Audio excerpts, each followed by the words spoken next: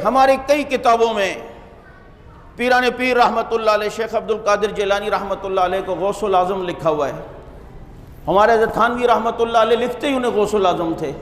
حضرت نانوتوی رحمۃ اللہ علیہ لکھتے انہیں غوث الثقلین، جنات اور انس کے غوث۔ تو کبھی کوئی مجھ سے سوال کرتا تھا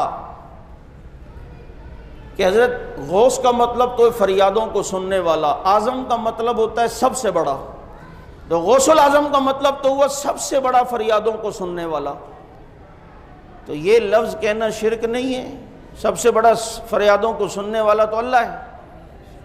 تو میں انہیں سوال کے جواب دے دیتا تھا، لیکن خود وہ تو مطمئن ہوتا تھا، میں اندر سے مطمئن نہیں ہوتا تھا، وہ میری نظر میں وہ چیز گزری نہیں تھی۔ تو ایک دن یہاں اسٹیل ٹاؤن کے علاقے میں کوئی جلسہ تھا، وہاں کوئی حضرت آئے ہوئے ہوں گے، اور پھر وہ اپنی تقریر میں کہیں کہہ رہے تھے کہ غوث العظم کوئی نہیں صرف اللہ، اور فلاں کوئی نہیں صرف اللہ۔ تو وہ کہا ہوگا؟ تو یہاں مولانا عبد الغفور ندیم شہید رحمۃ اللہ علیہ کے پاس حضرت حیدری شہید رحمۃ اللہ علیہ آئے تھے اس کمرے میں اوپر، تو میں بھی حضرت سے ملنے آیا ہوا۔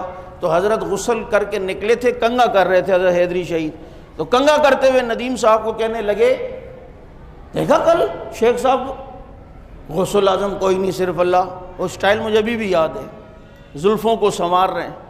کہتے ہیں میں تو ادھر ہی جواب دینے والا تھا اسٹیج پہ، کیونکہ حضرت کی عادت تھی اگر اسٹیج پہ کوئی غلطی کرتا تو اس کی اصلاح کر دیتے، یا کبھی اپنی تقریر کے دوران ہی اس کو جو ہے وہ بیان کر دیا کرتے تھے تاکہ لوگوں کو صحیح مفہوم پتہ چلے بھائی۔ کہتے ہیں کسی وقت حضرت کی طبیعت خراب تھی اور کہا کہ میں آج بیان نہیں کروں گا، صرف دعا۔ اب حیدری شہید کہہ دیں تو اب انہیں تو زبردستی نہیں کر سکتے نا، یہ تو ہم جیسے سیدھے سادھے تم لوگوں کو ملیں، نہیں حضرت بس بھلے آپ ڈرپ لگائیں لیکن ادھر آ کر جو نا ٹرپ ضرور لگائیں۔ حضرت کو تو اللہ نے جمال اور جلال دونوں دیے تھے، اب کون انہیں زبردستی کرے؟ نہیں کہا نہیں کرنا۔ اب جہاں سے بیان کی آواز آ رہی تھی، حضرت جو بیٹھے ہوئے تھے جس کمرے میں، تو آواز آ رہی تھی، وہاں کوئی خطیب کہہ رہا تھا کہ نبیوں کا استاد اللہ کے سوا کوئی نہیں ہوتا، نبی براہ راست اللہ کے شاگرد ہوتے ہیں۔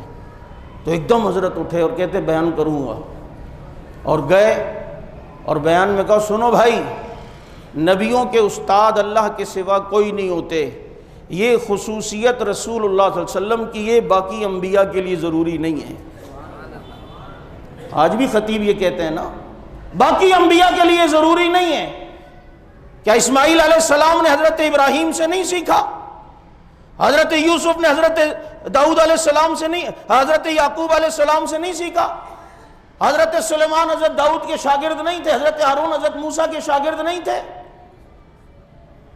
کہا یہ خصوصیت رسول اللہ صلی اللہ علیہ وسلم کی ہے، باقی انبیاء کے لیے ضروری نہیں ہے، ان کے دنیا میں بھی استاد ہو سکتے، یوں اصلاح کرتے۔ تو فرمانے لگے کہ جی وہ دیکھا کل حضرت کہہ رہے تھے غوث العظم کوئی نہیں صرف اللہ۔ تو ایک دم میرے کان کھڑے ہو گئے کہ یہ اشکال تو میرے ذہن میں بھی تھا۔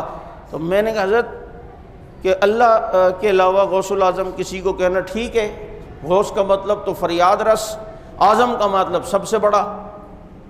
تو یوں مجھے دیکھ کے کہتے ہیں سمجھنا، فرمایا صدیق اکبر کون ہے؟ میں نے کہا ابو بکر صدیق۔ کیا کیوں؟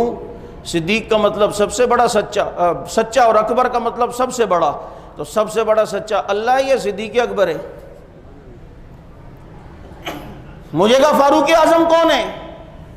میں نے کہا حضرت عمر کو کہتے ہیں۔ کیوں؟ فاروق کا مطلب حق باطل میں فرق کرنے والا، اعظم کا مطلب ہوتا ہے سب سے بڑا، تو سب سے بڑا حق باطل میں فرق کرنے والا تو اللہ ہے۔ چلو مخلوق میں اگر لے لو تو آپ صلی اللہ علیہ وسلم کی ذات ہے، عمر کو کیوں کہتے ہو؟ میں نے کہا حضرت کیا مطلب؟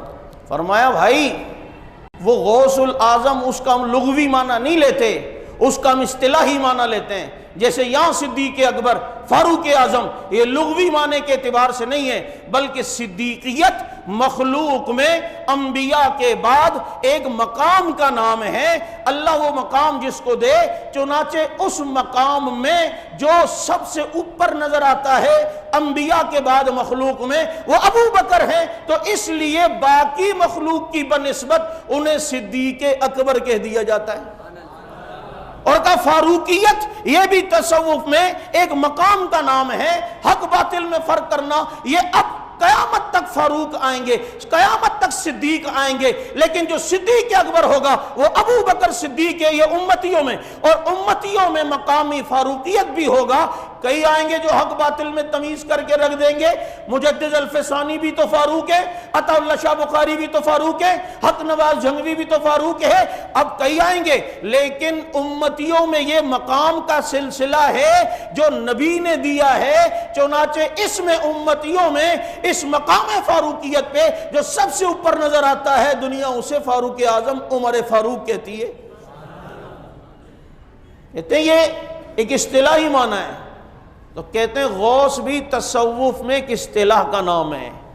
جیسے مقام ہوتا ہے تصوف میں کتب، یہ ابدال ہے، یہ مجذوب ہے، ایسے ہی ایک مقام ہے اللہ کے قرب کا، اسے غوثیت کہتے ہیں۔ قیامت تک کئی غوثوں نے آنا ہے، لیکن اس سیٹ پر جو سب سے بڑا بیٹھا ہے وہ شیخ عبد القادر جیلانی بیٹھے ہیں، اس لیے انہیں غوث العظم کہا جاتا ہے۔ اسے لغوی معنی کے اعتبار سے نہ دیکھنا، اصطلاحی معنی کے اعتبار سے دیکھنا۔ چھت کے بھی اوپر سے گئی ہوگی، سمجھ آ گئی بات یا نہیں؟ تو اس لیے اپنے اکابرین کی کتابیں سمجھ کے پڑھو۔ حضرت تھانوی رحمۃ اللہ علیہ کی، اسی لیے میں نے آپ کو کہا تکشف کا مطالعہ ضرور کرو، اس میں یہ تصوف کی اصطلاحات کے صحیح معنی موجود ہیں۔ کیونکہ حضرت تھانوی رحمۃ اللہ علیہ خود کتنے بڑے ولی، ہمارے یہ اکابرین علماء دیوبند کم ولی تھے اور ہیں